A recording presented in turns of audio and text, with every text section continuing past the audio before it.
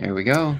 Live. Good morning, everybody, and thank you so much for joining us today on our Trio Talk. Happy St. Patrick's Day. Hey, look at this. We've got a full room today. Let's go around the room and introduce everybody. Daryl, I'm going to start with you because you got a very cool hat right there. How are you today? I'm doing great. Thank you. Yes, I did my Shamrock run on Saturday, so I'm sporting my hat. Figured I'd keep it up. Nice. Very nice. Very nice. And I know there's a lot of new people in the room today, it looks like. So if you could just go ahead and quickly kind of introduce yourself and what you do, that'd be awesome. Sure. I'm one of the managing directors at Trio and started it about 20 years ago. Fantastic. Yes, that's correct. He's being very modest, but yes. Patrick, let's head on over to you. Also wearing a very cool hat today and a green shirt, it looks like. Is that correct? It's my name day. And it's my name day, which is a big deal. Well, yeah. So happy St. Patrick's to all of you out there. Hope you enjoy your green beer or, cabbage, whatever you're going to eat today. But I'm the other managing director cohort with Daryl here, and just kind of busy and all the stuff. Most of you guys will see me on the transaction side of things with the property processing and the lending side. So anyway, that kind of gives you a very general overview of what I've done. I think most people have heard that before, but hopefully you never have to. Yeah, hopefully your situation doesn't escalate to get me involved. just kidding. It's all good. It just means but you're a problem solver. solver. House, Patrick. I am a problem solver. Exactly. Yeah, yeah. It doesn't mean you're in trouble. He's a problem solver. He get it done for you. So, and then we have Emma, and I don't see any green there. Oh, I do see a fern or something in the background there. I have a plant. There you go. There you go. That's very green. Well, Emma, welcome to the show. I know this is your first time, so why don't you give everybody a nice hi and hello here. Yeah, thanks for having me. I'm very excited. Just to introduce myself, I'm a part of our marketing team and then the processing team at Trio as well. And you may have seen her, actually, and I remember it, on the Trio Summit last October. Yeah. She was definitely on that, and she does a lot more of the behind-the-scenes stuff, but she's going to be talking about some how to go ahead and do Facebook ads today, so I know a lot of people are joining because of that. Be really excited to go ahead and talk about that.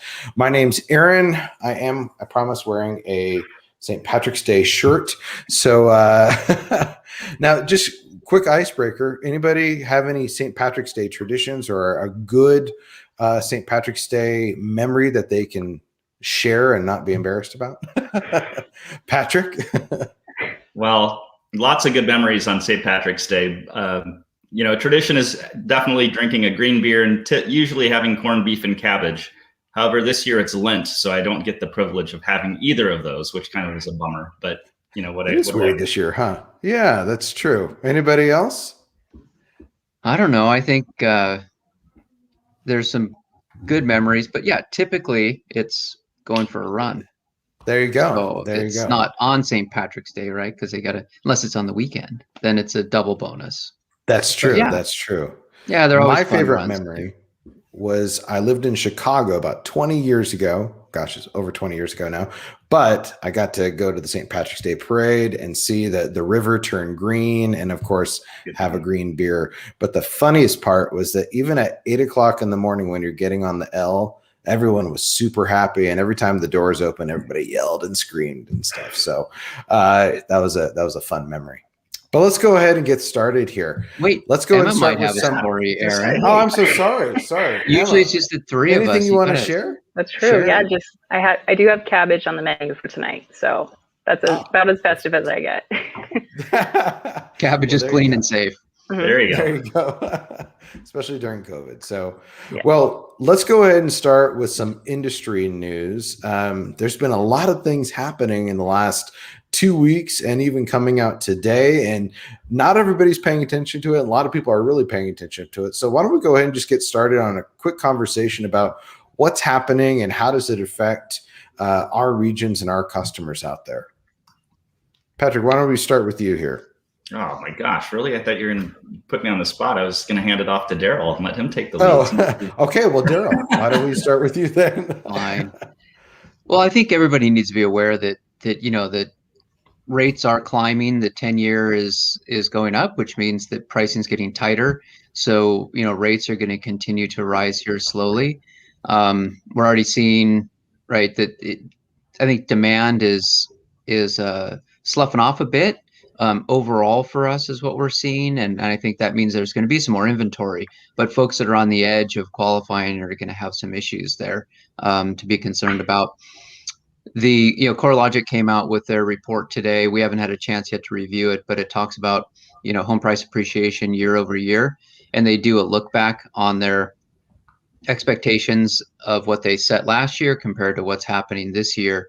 And overall, I think other than everyone's same issue that COVID was not planned, when those estimates were put into play, markets are continuing to appreciate pretty close to where they're at. I think that they, I'm trying to recall, the overpriced markets were down in Florida, and more value was actually up in the Northeast in the Stamford, Connecticut area, which is not affordable to most of us, but it's a market that's probably undervalued in comparison to some of the surrounding markets. So it's good to see that. I mean, home prices have been strong with rates being low, and but overall, I don't think that the market has according to CoreLogic, has really necessarily outperformed what the expectations were, even with the low rates in some of the markets. Absolutely. Yeah, I think I think the one thing on that is there are certain markets that are way hot. Submarkets are super hot relative to other places in the country, and that we've seen. The same old places you've heard us talk about, Austin, Phoenix. Just as examples that continue to be sought after. But again, I think to Daryl's point, we've already from our lenders conversations, they've already noticed a change already because of just the small rising rates to date. They've noticed a change already in their volumes, especially on the refinancing side. So I think there is going to be some further opportunities, especially if rates do inch up a little bit. There are only so many houses and so many buyers out there, so there'll be a great opportunity this year for people, I think, that happens. Yeah, and I think for all the agents listening, I mean, you haven't been able to get, we were joking that you haven't been able to get a lender on the phone for the last, not year, but close to it with all the refinancings going on. So now it's going to be the opposite. I mean, folks are going to have to switch pretty quickly into, focus on purchase lending business, which is going to create some opportunities for everybody listening. And also, the challenges with COVID and COVID recovery, which puts more demand on our product. We've seen a spike in applications in the last, really, I mean, it's kind of interesting. The last week and a half, 2 weeks, we've seen a significant spike in apps. And so I think that people are focused again, spring's coming up, changes are there, rates are starting to climb. So, we're going to see some demand on our end continuing here through the spring for sure. Wow. And Patrick, you had mentioned something earlier about Housing Wire, some of the interesting articles this week on Housing Wire that just came out this morning, is correct? Well, I think the big one speaks to just pricing in general, and it's been impacted because of COVID, with our borders being shut down at a point, or at least minimizing the amount of trade coming back and forth, but having to do with lumber. So lumber's become a little scarce with all the new building trying to happen around the country. And so it has caused a supply and demand issue where it's increasing prices. We know a couple of cases where some smaller builders have actually just stopped building because prices have gotten too expensive and it's too hard for them to compete with the big guys to get some of the lumber at affordable pricing. So that's definitely something to watch. I think that will ease up as we, continue the vaccination programs across the borders, and it'll free up some of that trade, and hopefully prices will settle down a little bit because of that. But that would be nice.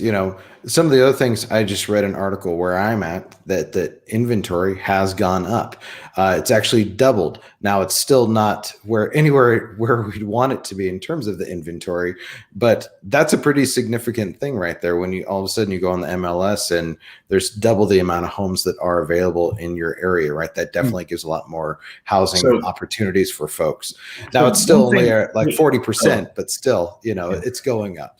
Aaron, one thing that may speak to that though is that with, again, not everything is blamed on COVID per se, but largely because of COVID and everyone being kind of stuck in their homes this past year, you have seen a lot of potential sellers just stay put in some of the markets because they're not, they're afraid to move. They're not sure, where they're going to go. Prices increasing under their markets has maybe caused them to just, hold on for a little bit. So we'll probably see as things continue this year, some of that will ease and people will begin to be more, normalized in terms of their listing homes and moving into another home, whether it's through relocation for work or for just, upgrading, downsizing, whatever it may be. So something to keep an eye on. Absolutely. Well, let's move on to some Trio news. You guys, if you're on Facebook, on the Facebook group, or following us on any of the social media, and you're probably also getting these emails, you realize it is March Madness. So we've got a couple important things that we've been announcing, and we're going to announce a few more here in just a second. But just remember, we are now offering the Trio program as low as a 550 credit score. So if everything else looks good on the application, we are accepting 550 and higher. We announced this a little bit earlier. This last month, we reduced the lease signing fees, which is always really nice for customers. We actually got a lot of interest. A lot of people were like, wait a minute, you changed your homepage. That's right. We did change our homepage. And so thank you so much for noticing.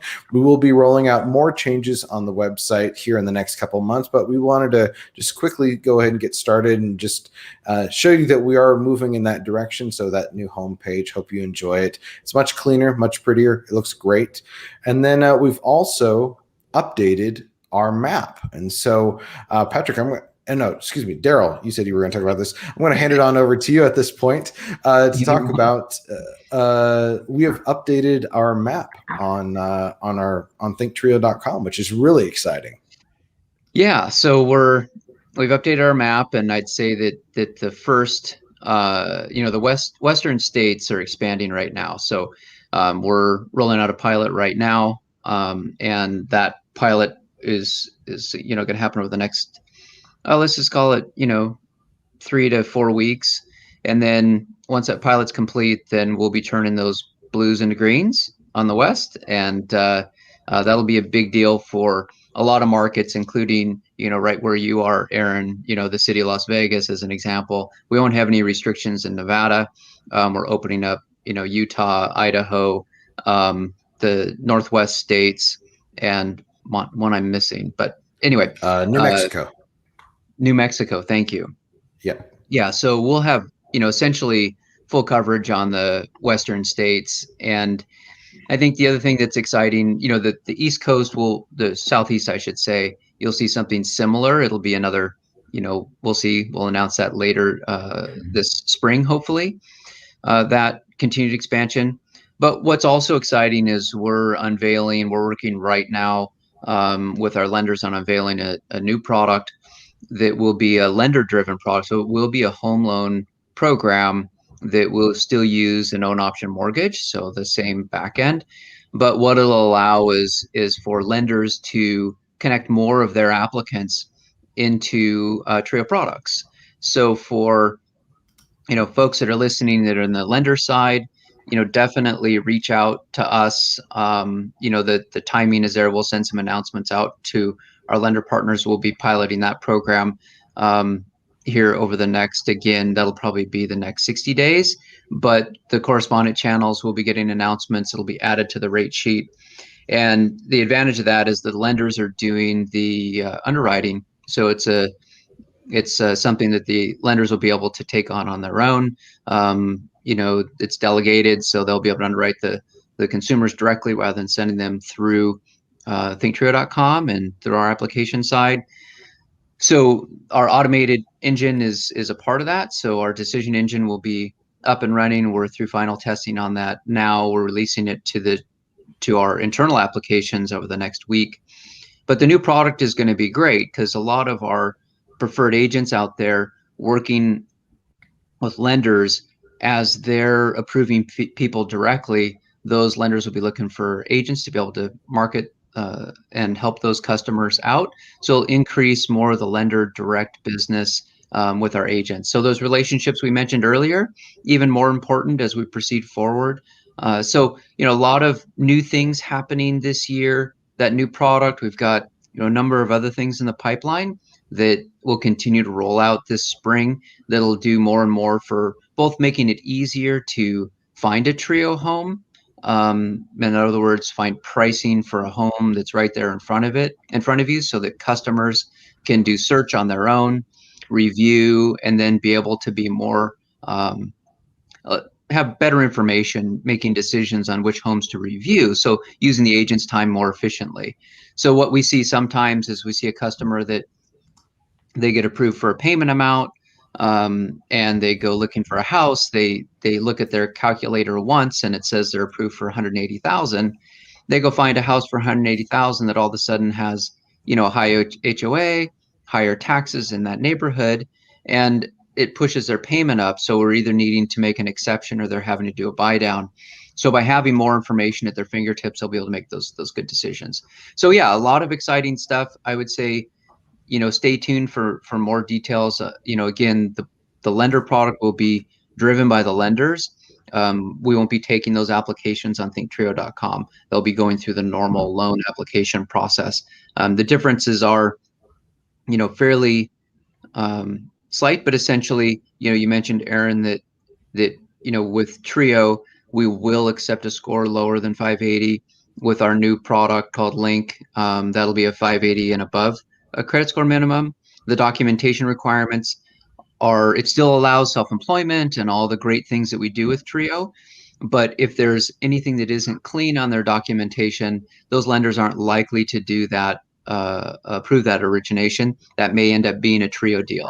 We'll look at more, not creative, but more new cash flow, more challenging underwrites, and we'll make those judgment calls on our side and give accepts or eligibles or make other decisions for those files. So it should be a way to open things up, provide a new way for folks to use our core value of what we provide at Trio. So super exciting.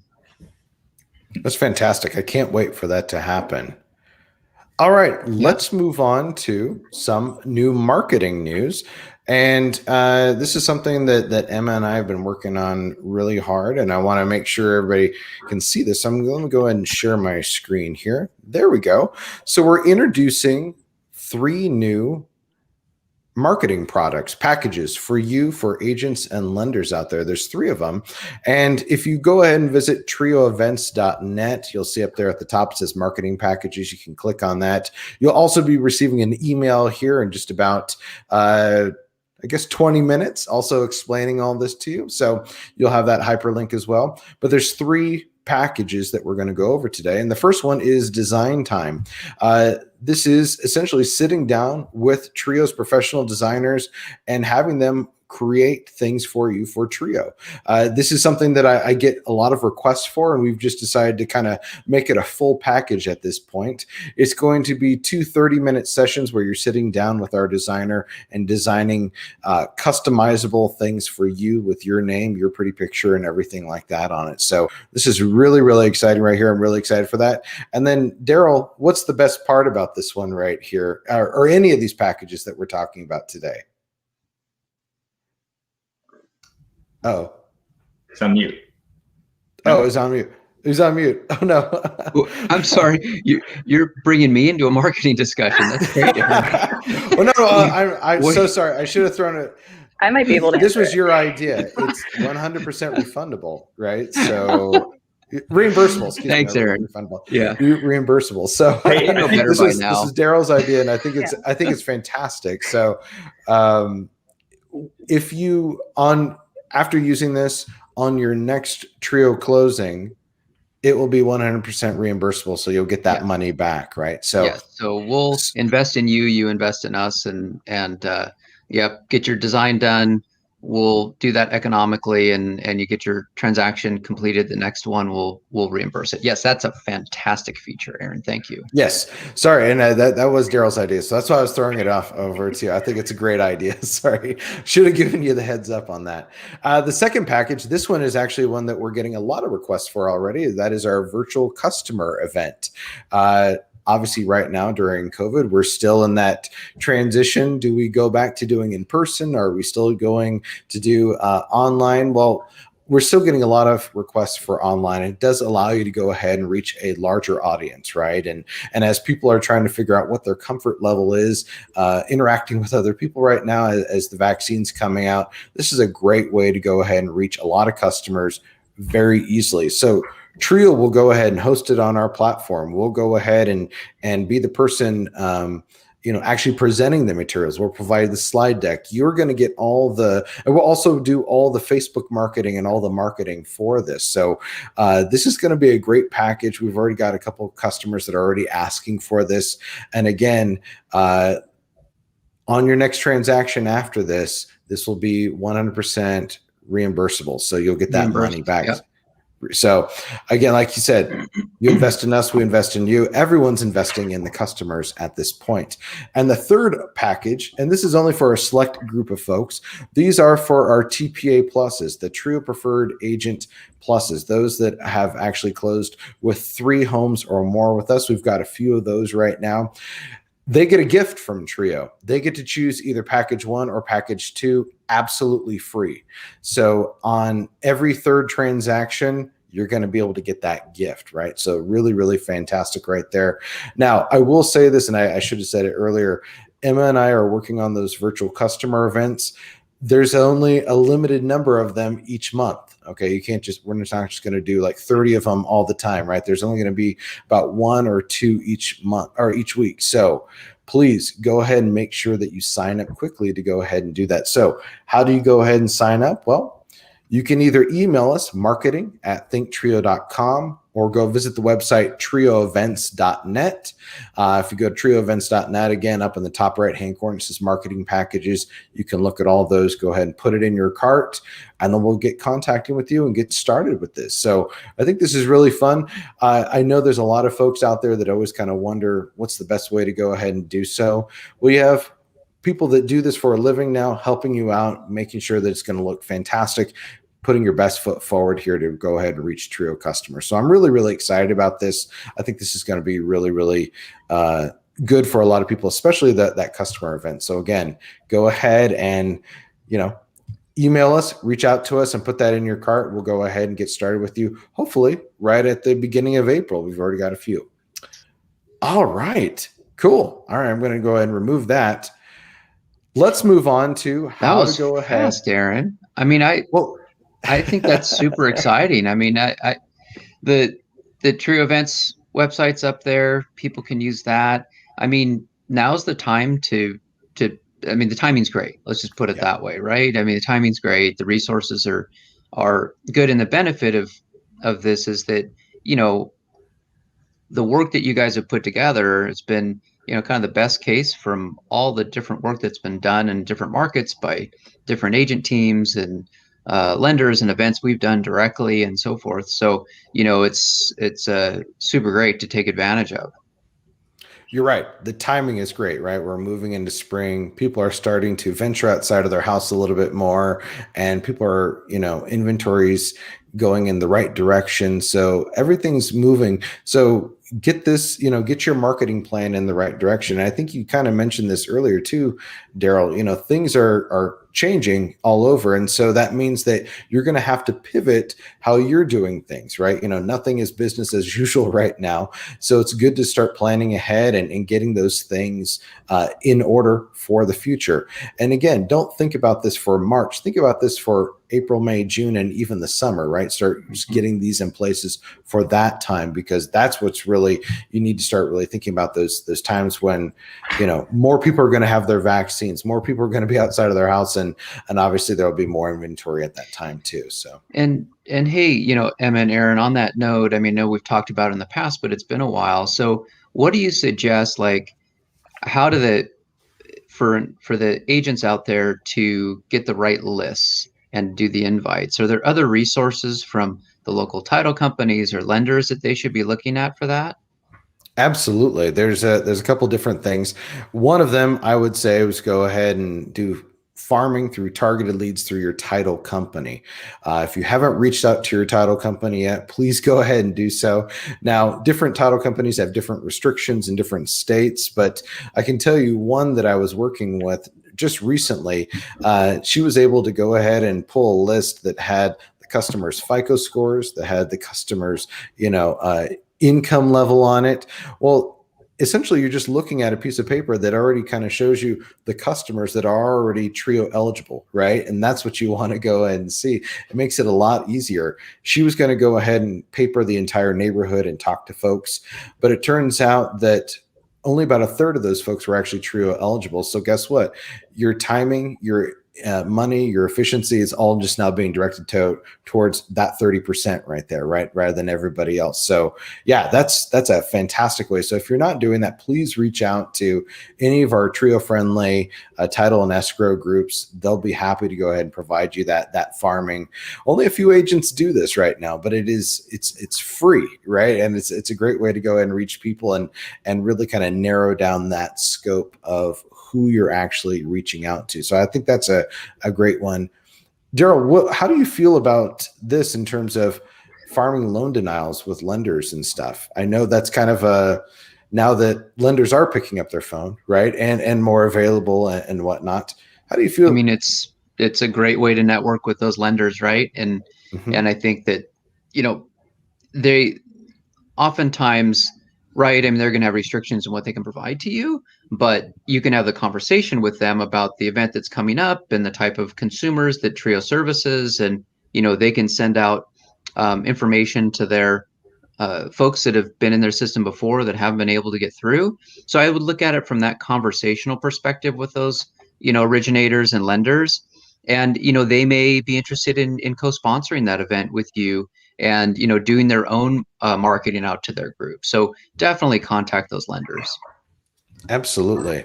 And then of course, as always, we always talk about social media ads, right? And so let's go ahead and Emma, I'm going to hand this on over to you. And I know you've got a beautiful slide deck that you put together. So why don't we go ahead and share that? Let's talk about how to do Facebook ads. When I do my weekly training with marketing, I always ask folks if they do the general ads or the Facebook ads. And usually 80% of the folks only do a general Facebook ad or general Facebook post, which, as you know, doesn't get out to everybody, right? You need the ad to actually target folks that aren't your friends, aren't in your group already. You need to get outside of that box. And you also can then start targeting specific demographics of folks in terms of their profile, like small business owners and those working in the food and beverage industry or entrepreneurs, right? You can start targeting those folks, which is a lot better than that spray and pray method that we talk about, right? All right, Emma, I'm going to go ahead and hand it on over to you here. You want to, let's see, I need to go ahead and share your stream. I see it there. All right, there we go. Awesome. Okay, so today I'm going to teach you all how to create Facebook ads. And just like Aaron said, we're going to talk kind of about the benefits of Facebook ads first. So first up, just to kind of describe what a Facebook ad is a form of advertising that allows you to connect with a new audience on Facebook. And then just like Aaron mentioned, the difference between a Facebook ad and a general post. The general post is just directed towards your current audience, so your current family, friends, people who you've already worked with. Whereas Facebook ads grant you analytics after a couple weeks of having them. You get to target a specific audience. You get to reach more clients than you normally would, and then generate some new leads, which is great for all of us. Yeah, just to comment on the general post. There's nothing wrong with doing the general post. You should do both, right? There's nothing wrong with that. But the general post is usually your family, your friends, your colleagues, maybe people you've already closed a home with, and so they may not be the right audience that's going to be looking at these new properties and new ways to do it, right? So that's where that ad is going to get out of that circle of friends that you have and reach new people. So this is a great post. Definitely. And then next up, more than 70% of people in the US are using smartphones. So that's definitely a reason why we should be using Facebook ads. Even Aaron and I were having a discussion, I think last week or so. A majority of our clients are viewing our website and then our application on their phones as opposed to a computer. So Facebook ads are just definitely about that number right there, 70%. Yeah. Crazy. Yeah, so pretty crazy out there, right? So people are definitely on their phones. So, you have to reach them in different ways now than you normally would. So yeah, that's a pretty freaking crazy number right there. Definitely. Hey, Emma, speaking of the phone, we also have a Trio app, don't we? Mm-hmm. There you go. We do, yeah. I think it's called Trio Leasing, Aaron. The app, if you go into the Google Play Store or the Apple Store, you just type in a Trio app, it'll go ahead and pull that up. So you'll see our lovely triangle right here. You'll see that, and go ahead and download it, and you can go ahead and use that. It's got some great tools on there, and you can even do the application on there, which is great. All right, next up, consumers spend about 2.5 hours per day interacting with Facebook, especially with COVID. I think people are on their phones way more just because there's not much else to do. And then Facebook has 1.73 billion daily users, and a majority of Facebook users are I think the statistic is 18 to 34 years old, which is kind of our target demographic anyways. 2.5 hours a day just scrolling. So yeah, and I think if you have an iPhone, you can obviously see how many hours a day that you're on each app, right? And so that's not including desktop in any sort of way. So 2.5 hours. So yeah, okay. And then Facebook ads are rather inexpensive. In fact, you could set the budget. We're going to talk about that later on in the presentation. So it's basically just as much as you want to spend, you will spend. Absolutely. Print is obviously a lot more expensive than this. Of course, yeah. And then lastly, just talking about what Facebook ads are and the pros of them, they actually grant you the ability to target demographics, interests, and locations. Aaron mentioned this a little earlier as well. And for the most part, they're pretty easy to use. So now next up, we're going to go through how to set up a Facebook ad and what that looks like. And the reason why we're doing this, folks, the Facebook changes all the time, right? And Facebook conveniently changes where buttons are and where things are all the time, and also their policies all the time. So this is as most up to date as you're going to see on this, which is good. And if things change, we'll definitely inform you as they come about. But please keep in mind that Facebook does change things quite often. Mm. So first up, you're going to go onto your Facebook profile and then access the ad manager, and then you'll click the Ad Center button. And then from there, you are going to be directed towards this screen where you will click Create just to start the process and get ready for it. So then now you will choose your campaign objective. All of these things mean different things: brand awareness, reach, traffic, engagement. However, for real estate and what we are doing, we typically recommend lead generation and messages. So lead generation is going to generate new leads. It basically creates an ad that allows people to share their location and housing preferences with you. And then the messages are going to encourage people to message you, ask questions, ask for your contact information, maybe just kind of see who you are and what you're doing. If you do choose the message button, make sure to actually check your Facebook messages just to ensure you are responding to everybody in a timely fashion. Yes, make sure you do a full tutorial on that. Have that on your phone. Have that obviously on your desktop. And yeah, I was working with one agent who didn't realize that she had a couple of messages, and she was somebody who likes to respond to people right away, right? And it'd been a couple hours. And the thing with Facebook is that folks, when you're messaging someone, they feel like it's like texting, and in a way, it is, right? And so they feel like it's a two-way conversation, and that you should be responding to them pretty quickly, right? It's not like sending an email and in a few hours you'll get a response. They're kind of considering having that conversation right there. So like Emma said, make sure you know how to check those messages. Obviously the Facebook Messenger is available on Android and on Apple smartphones, really easy to go ahead and download and be able to connect with customers really quickly that way. And in terms of the type of campaign, this is the number one place that you have to start off when you're starting with Facebook ads. And she's absolutely right. You want to start with, messages or lead generation. You're not just doing brand awareness. Let Trio do the brand awareness for you. We're sending those things out to customers all the time, right? But for you're actually wanting to connect with the customers. And so that's where the lead generation and the messages is the best possible thing right there. Hey, you guys, on Facebook, those are separate apps, right? Your Facebook app is separate than your Facebook Messenger app. Isn't that correct? That's correct. Yeah.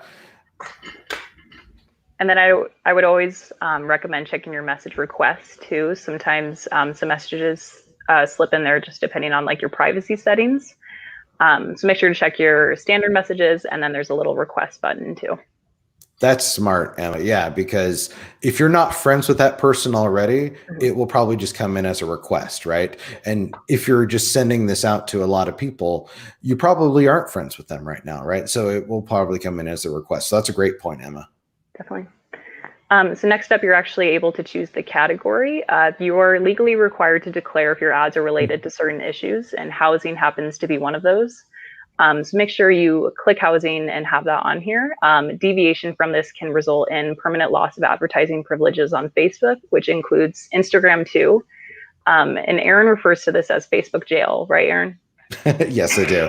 And we've had a couple agents, unfortunately, you have to select the housing. There's no getting around it. And this is something new that started at the beginning of 2020. This was pre-COVID. Okay. It has nothing to do with that, but they want to make it is going to limit some of the demographic and some of the age range that you can go ahead and advertise. Let's say you were wanting to advertise, like Emma pointed out before, 18 to 34. Well, now because of the housing button right here, you can only do 18 to 65. That's your age range, and you can't change that in any sort of way. But you have to do it because, like I said, you get put in Facebook jail. And it's no joke, folks. You may be off of Facebook for months and you may only be invited back, but you have to start all over. You have to rebuild everything that you've ever had on Facebook, gone, right? And you don't want that. And all those friends and those connections. And if you're using Facebook as a sort of networking tool, you're going to lose all that. So we don't want you to do that. So please, you have to select the housing button. There's no getting around it, unfortunately. Yeah, I wish there was, but there's not. Yeah. It definitely changed ads, that's for sure. Of course. So as we briefly discussed earlier, you are going to be able to set the budget and schedule. First thing, I would just decide how much you're wanting to spend daily. Like we said, Facebook ads are pretty cheap. So if you don't want to invest that much, you don't have to. For your first couple times, I would probably stay a little on the smaller side, maybe start with $10 to $50. Just to kind of see what happens and what posts are working for you. Facebook ads actually give you analytics after a couple years or a couple weeks of having posts. So you can kind of see what works best for you and then what is attracting the most people in your area. I'd also always recommend putting an end date to your campaign. This is actually optional. However, just starting off, I would always make sure you have that end date on there just until you get more comfortable with the platform. And then lastly on this slide, Facebook ads can take 24 hours to be approved. So if you are wanting to rush your ads, definitely get started on them as soon as you can. I think with COVID, it's taking a little longer than 24 hours, right, Aaron? It definitely can take a little bit longer than 24 hours. One ad that we were trying to get running. It took about 5 days. There's nothing wrong with it. They were just going through a big change at Microsoft, at Facebook at the time, right? And in terms of the end date, I will say this. Emma did say it takes a few weeks for the analytics to go through. It usually takes about 2 weeks for those analytics, the Facebook analytics, to really learn the behaviors of folks, right? All those 1.73 billion folks that are on their Facebook 2.5 hours each day, they're learning their behavior. They're learning which customers like to click on things, that are responding to things. And so it learns that and will start directing it more towards those customers. So you have to at least run it at least 2 weeks to start really that algorithm to start working, right? So I would run it for, like a month at a time or something as you're kind of getting started, just to get the program learning what their behaviors are and who's attracted to your ad. And then in terms of pricing, I would go, just kind of set the minimum as $20 a day. And I say that because sometimes if you try to go less than that, Facebook will tell you you're not going to reach anyone. If you think about any sort of ads that you get on Facebook, or just like a mailer that you get in the mail, right? Depending on how much you pay, you're going to get that in the mail a lot more, right? And so if you are spending $50 a day, I may get that mailer sent to my house 3 times in 1 week, right? Well, that forces me to pay attention to that mailer at that point. And that's the same thing with Facebook. If you're doing $20 a day, I may only get that once a week, or maybe 1.5 times a week. It kind of depends, right? But if you're only doing, let's say, $5 a day, I may only get that mailer once a month, right? So that consistency of getting that in front of the customer is always super important. So you're going to have to probably do, usually the rule of thumb is like, if a population is between 4 and 8 million people that you're trying to reach, you're probably going to be needing to spend between $20 and $50 a day to try to get that in front of them, maybe about 2 or 3 times a week. Definitely. So next up, we are going to choose the audience. Aaron just mentioned this as well, but you'll be able to set the location, which means a minimum radius of 15 miles. So that's like the minimum that you're able to do. Like he said, age and gender are not able to be changed since that housing category that we selected earlier. Though later on in this process, you could do what's called detailed targeting, where you could put in interests, which we're going to discuss in just a couple slides. So then, Aaron, your budget, though, that you talked about, obviously that's a huge metro market. So, I mean, if someone's in a, local community, do you guys have any guidelines on budget, or should they just, try something that's reasonable, see how the absorption goes, and then make adjustments? Yeah, that's a great point. And it kind of is going off of this slide right here in terms of where you drop your pin, so to speak, right? That 15-mile radius. Let's say you're in the Tucson market or the Las Vegas market where, population is a little below 2 million folks, right?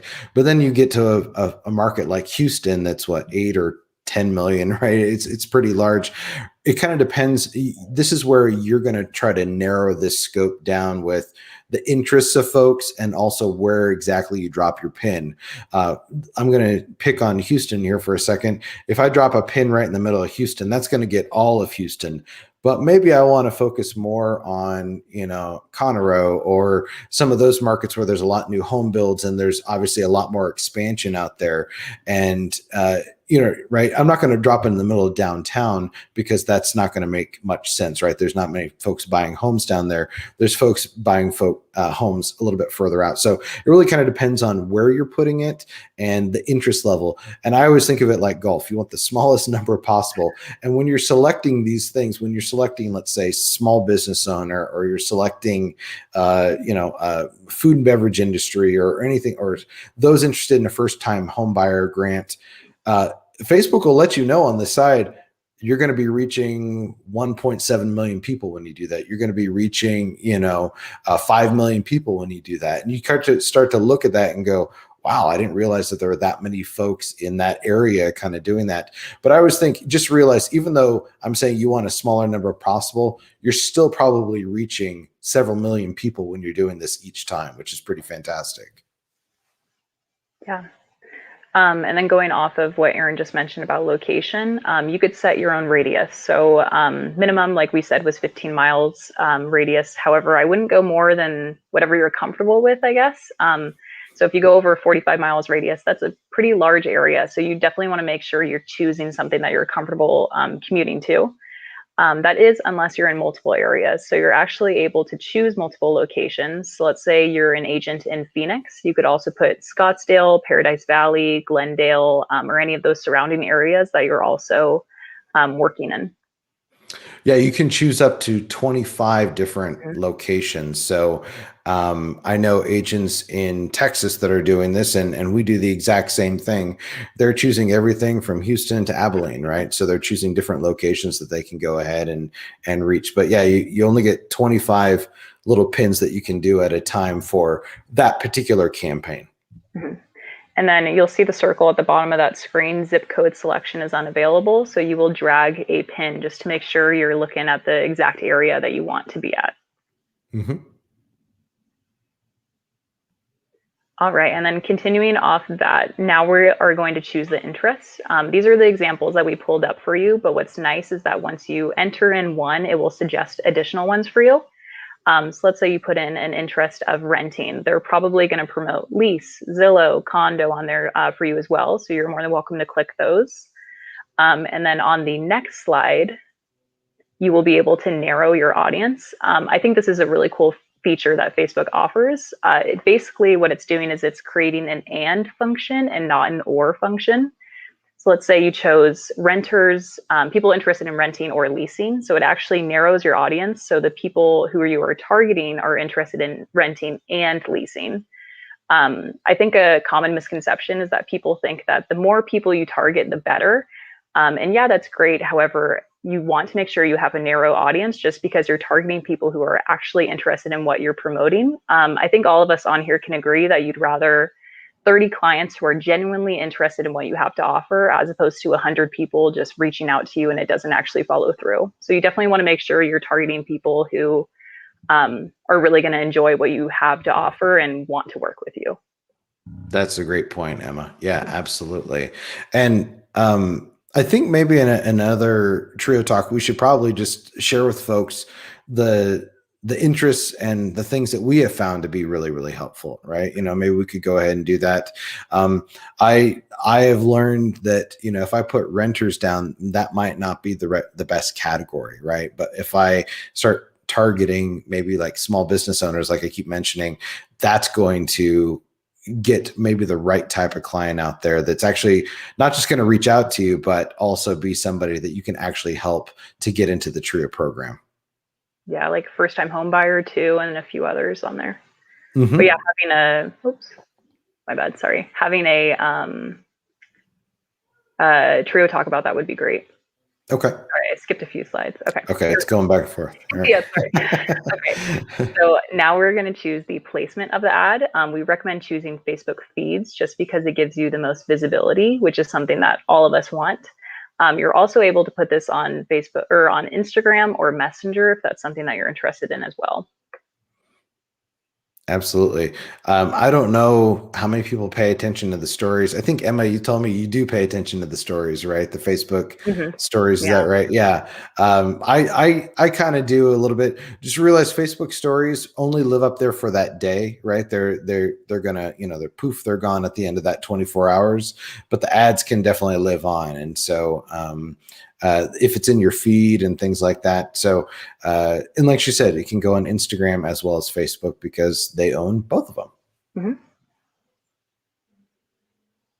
So now is the fun part where we actually get to create the ad. You have the option to choose a single image, video, or a carousel. We typically recommend just starting off with a single image just to kind of, I guess it's kind of an easy beginning to get started on, just to make sure you get the hang of everything. Make sure to choose an image that really represents you, something that's not too word heavy to distract anyone. And then after you choose your image, you will be able to create the media. And once you take a look at our next slide, you'll be able to kind of see what it looks like on an actual Facebook ad. And we're revamping all our free things that we'll be handing out to you guys, excuse me, in terms of, you know, any sort of free marketing. And a lot of these will be geared towards the Facebook ads. So we'll be creating those here shortly, and we'll be announcing those here shortly. Definitely. So if you take a look at this slide, you will see what the ad manager is going to show you, and then what it's actually going to show when people are viewing the ad. For the primary text, this is where you could kind of tell people what your ad is about. We typically recommend sticking to about 4 to 10 words that kind of sum up what you do in general. Even on this slide, the example, Austin's top real estate agent, is a really good one already. So if you want to kind of take that, except make it a little more personal to you, that's something that we would totally recommend. After that is the headline. So you'll want to keep this under about 8 words, kind of make it like a catchy phrase that will make people be attracted to you and your post, and make them want to reach out to you. Things like, let me help you find your dream home, or I'm ready to get you in a home today, are 2 really good options. Absolutely. And then it says on here that the description is optional. However, please don't listen to that. Please put a description. It should be required. This is where you could kind of tell people some details about yourself. I would probably make it a little more personal. You could talk about experience, recent closings, if that's something you want to disclose. Try to keep this within 2 to 4 sentences, just so it's, again, not too word heavy and won't defer the people away from you. And so, yeah, just make every sentence count, and then try to make it personal. You want people to actually feel like they can connect with you. And then lastly, you'll choose a call to action. If you choose send message, make sure it's something that you're actually checking. You could choose send message, or you could have people comment on there. So whatever option you choose, just make sure you're following it. Like we discussed earlier, make sure to check those Facebook messages, or if you choose comments, read the comments and respond to them as quickly as you can. Being on the processing team, I think something that everybody wants in an agent is just somebody who will get back to them as quickly as possible. Or at least as transparent, and we'll set up a call with you soon. That's a great point. Yeah, everybody is expecting instantaneous, right? And so the sooner you can get back to them, the better. Of course. And yeah, just a couple last points I want to make is just letting everyone know that your market's on Facebook, especially like we mentioned with COVID. This is how people are interacting and connecting with each other nowadays. So we kind of have to adjust our tactics to relate to our clients. Facebook ads are relatively easy to use. We were able to explain it in just about 8 steps. I think it took about 15 minutes, but we were talking a little extra. And yeah, so when you create the ad, it typically takes about 10 to 15 minutes. Once you create more ads, I'm sure you'll get a lot better at it, and it could take 5 to 10 minutes.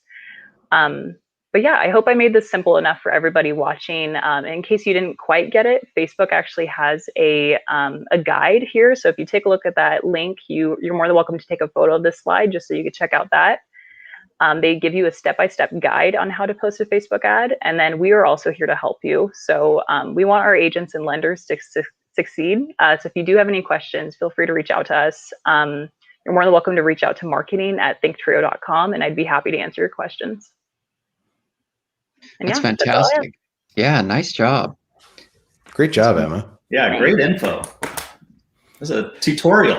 I learned a lot. And it's, yeah, and you know, the one thing I would suggest is have your artwork or have your images and those things ready to go before you start this process, right? Because you're going to get to that last step when you think that's the fun part, but usually it's everything before. You know, you have to go through like 15 steps before you get to it. So have your artwork and have all those things ready to go. And then that way you can just go ahead and plug it in and follow those steps of choosing the demographic, choosing the age, choosing the region, choosing all those interests and things like that. So really great info. Really, really love that.